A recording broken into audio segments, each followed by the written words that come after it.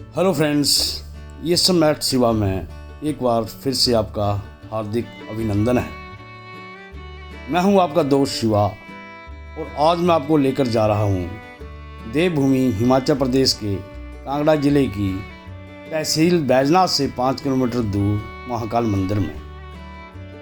मान्यता है कि इस मंदिर का निर्माण पांडवों ने करवाया था और माता कुंती के साथ यहाँ पर महाकाल की आराधना की थी। इस मंदिर की एक और ख़ास बात यह है कि इसे अघोरी साधकों और तंत्र विद्या का केंद्र माना जाता है। यहाँ पर शिव के साथ अपरोक्ष रूप में महाकाली का वास भी बताया जाता है। भारतवर्ष में महाकाल के सिर्फ 2 ही मंदिर हैं। एक मंदिर मध्य प्रदेश के उज्जैन में स्थित है, जहाँ पर भगवान शिव ज्योतिर्लिंग के रूप में विराजमान है, और दूसरा मंदिर तहसील बैजनाथ से 5 किलोमीटर दूर महाकाल में स्थित है। भगवान शिव तेजोलिंग के रूप में सिर्फ इसी मंदिर में विराजमान है। भगवान शिव के तेज से जो शिवलिंग बनता है उसे तेजोलिंग कहते हैं।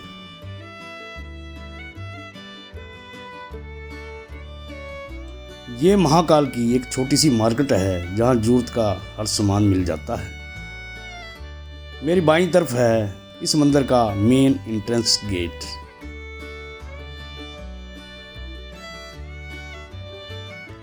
यहाँ पर 3-4 प्रसाद की दुकानें हैं जहाँ से आप अपने लिए प्रसाद खरीद सकते हैं।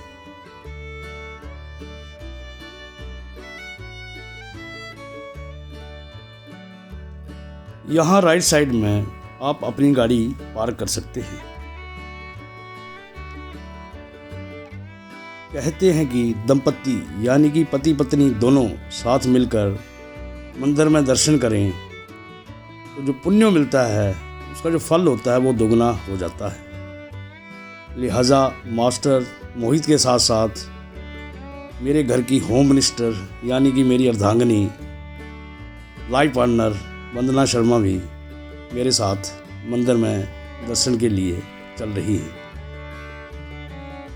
खास बात यह है कि यहाँ पर दुर्गा मंदिर की स्थापना मंडी के राजा ने 450 साल पहले की थी, मगर राजा के इकलौते बेटे की अकाल मृत्यु हो जाने से उसने मूर्ति की स्थापना करने से इनकार कर दिया।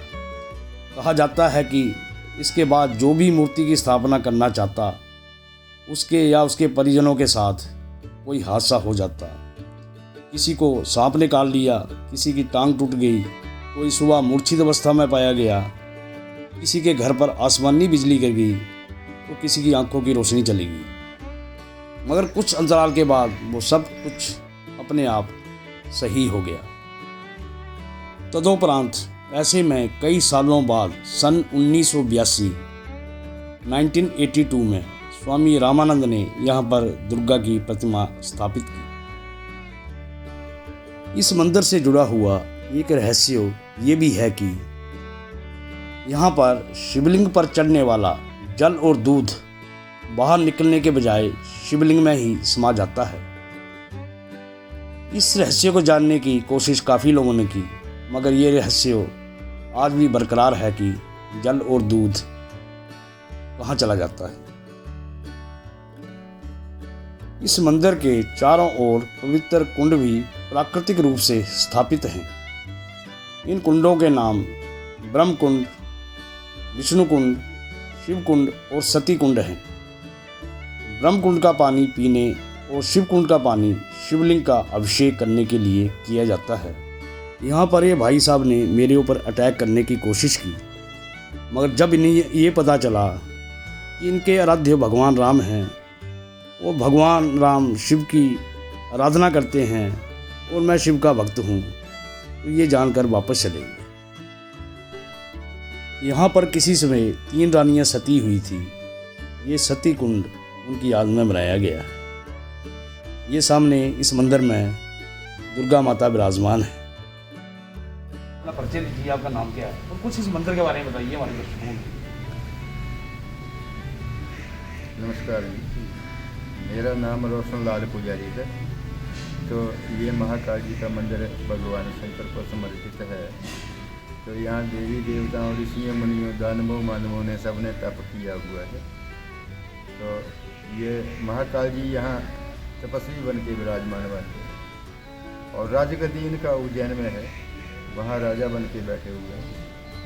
तो यहाँ जालंधर दैत्य ने तप किया था, उसको वरदान दिया था भगवान ने कि तेरे को काल नहीं मारेगा। तो उसने जब उत्पात मचा दिया था पृथ्वी में, तीनों लोकों में, तो उसका संहार करने के लिए महाकाल बन गई थी। तो इसके साथ यहाँ पर ये 4 पानी के कुंड हैं जिनमें प्राकृतिक रूप से पानी आता है, और जब से मंदिर है तभी से ये चारों कुंड है। तो एक कुंड का नाम ब्रह्म कुंड है, दूसरे का विष्णु कुंड है, और सती कुंड है, और शिव कुंड है। ये 4 कुंड है यहाँ पुराने ही है, जब से मंदिर है तभी से। पंडित जी एक चीज़ पूछना चाहते हैं, जो माता दुर्गा माता का मंदिर है, हाँ जी, हाँ जी। इसकी स्थापना के बारे में कुछ हिस्ट्री ऐसी भी है, कोई पहले मंदिर बन नहीं पाता था, मूर्ति की स्थापना नहीं हो पाती थी, इसका कुछ? इसका ऐसा है कि मंदिर ये लगभग 500 साल पुराना बना हुआ है माता का, लेकिन इसमें स्थापना नहीं हो पाती थी। जो यहाँ स्थापना करने का संकल्प करता था, उसकी जो है वो कुछ न कुछ घटना में उसकी मृत्यु हो जाती थी। फिर लोग डर जाते थे कि इसमें कैसे स्थापना करेंगे। तो फिर 70 के दशक में स्वामी रामानंद जी इधर आए। उन्होंने सुना तो उन्होंने बोला, यार मेरे को रोने वाला कौन है, तो चलो हम प्रयास करते हैं। तो यहाँ कालांतर में ये शमशान था यहाँ, अच्छा, ये सामने शमशान जी, उसको शिफ्ट किया पहले उन्होंने। फिर 82 में जो है वो माता की स्थापना हुई, दुर्गा माता की, लेकिन उसमें भी दृष्टांत हुआ है। हाँ जी। उसकी क्या कहानी है? उसका ऐसा है कि महात्मा जी को जो है वो प्रसाद के पात्र में सांप काट गया, सफेद प्रसाद देते देते, फिर उनका उपचार हुआ। फिर जिन्होंने मूर्ति दी थी वो दोनों, वो भी इसीलिए तैयार हुए थे कि संतान थे वो बूढ़ा बूढ़ी, आगे कोई रोने वाला नहीं। हाँ जी, आगे कोई रोने वाला कोई नहीं था। तो उनके वो भी ठीक ठाक बीमार हुए, मरणासन हो गए। तो उसके साथ जिन्होंने स्थापना की थी पंडित जी कपरोला से, शांति स्वरूप जी जिनका नाम था, उनके घर में आसमानी बिजली गिरी, और तत्कालीन पुजारी जो है वो हमारे बड़े भाई थे हरी राम जी, उनकी आंखों की रोशनी चली गई। जिन्होंने भी सहयोग किया उसमें कुछ उनका नुकसान ही हुआ, कुछ न कुछ नुकसान हुआ, लेकिन फिर वो अपने आप ठीक हो गए। हाँ जी। हो सकता माता ने कुछ उनका क्या बोलते हैं ना, उधार लेना हो सबर का, जी ऐसा हो सकता है। एकादशी के अलावा यहाँ सोमवारों का भी स्नान का श्रावण में सोमवारों के स्नान का महत्व है, और बादों में शनिवारों के मेले होते हैं। शनिवार यहाँ के लंगर का आयोजन भी होता है, शनिवार लंगर का आयोजन होता है, लेकिन कोविड के कारण जो है अभी रुका हुआ है, अभी 2 साल से बंद है। तो पंडित जी जो शनिदेव का मंदिर है, ये बाद में इसकी स्थापना हुई है या ये भी काफ़ी पहले से? नहीं, काफ़ी पहले से। ऐसा है कि यह माता शनिदेव जी का पहले से ही है, छोटा सा स्थान था यहाँ, जहाँ भोले शंकर हो गए वहाँ शनि हो गए। मेलों के उपलक्ष्य में ज़्यादा संख्या में श्रद्धालु आने लगे, महाराज जी यहाँ भीड़ भड़का ज़्यादा होने लगा, तो फिर वहाँ जो है वो शिफ्ट कर दिया। चलो धन्यवाद पंडित जी, बहुमूल्य जानकारी के लिए आपका बहुत बहुत धन्यवाद। जय महाराज। जय।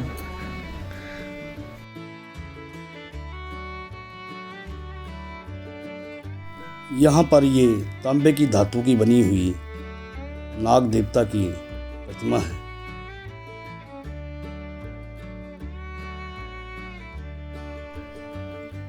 ये कुछ मूर्तियां हैं जो कि खुदाई के दौरान मिली हैं।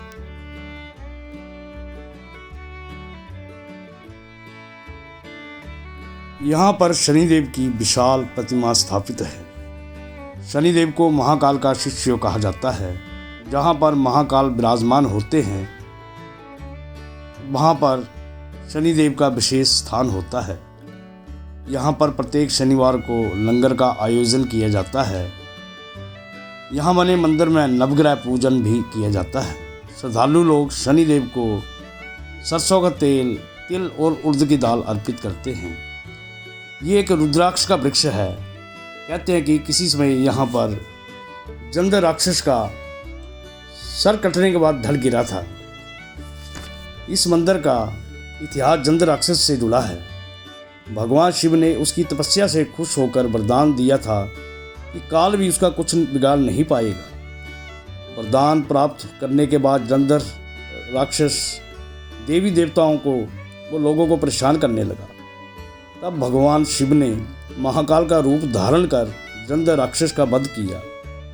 जलंधर राक्षस ने भगवान शिव से प्रार्थना की थी कि मेरा वध जहाँ भी हो वह पीठ मेरे नाम से विख्यात हो और महाकाल के रूप में भगवान शिव वहाँ विराजमान हो।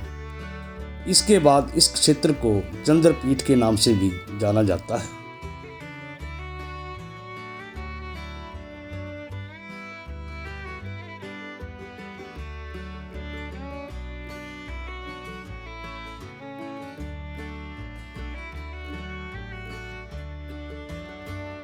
यहाँ पर स्थित शमशान घाट में रोजाना एक शव जलाया जाता था और जिस दिन शव ना हो तो देर रात को घास का पुतला जलाया जाता था।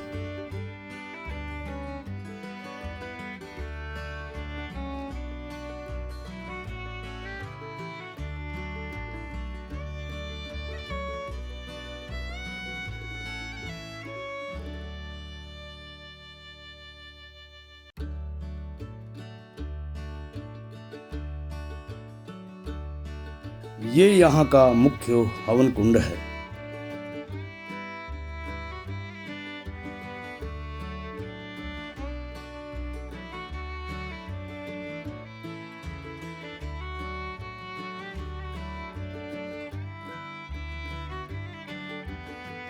यहाँ पर आप रुद्राक्ष के पेड़ पर लगे हुए रुद्राक्ष देख रहे हैं जो कि अभी कच्चे हैं।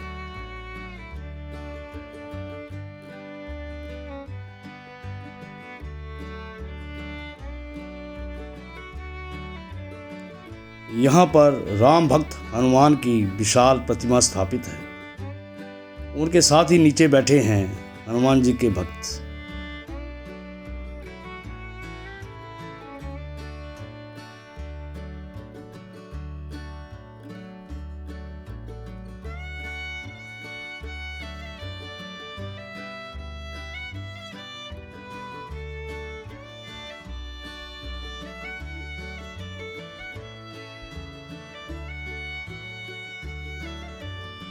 इस मंदिर के आसपास कुछ और धार्मिक दर्शनीय तीर्थ स्थल हैं जिन्हें आप वीडियो को पॉज करके देख सकते हैं।